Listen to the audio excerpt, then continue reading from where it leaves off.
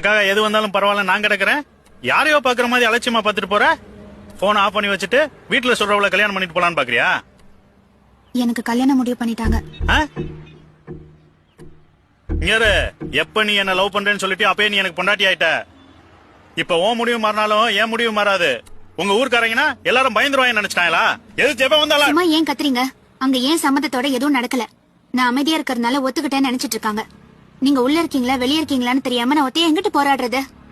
அக்கா சித்தி அத்தனை ஆள் ஆளுக்கு அவங்கவுங்க அனுபவன்ற பேர்ல ஏன் புத்திய செலவு பண்ணாங்க.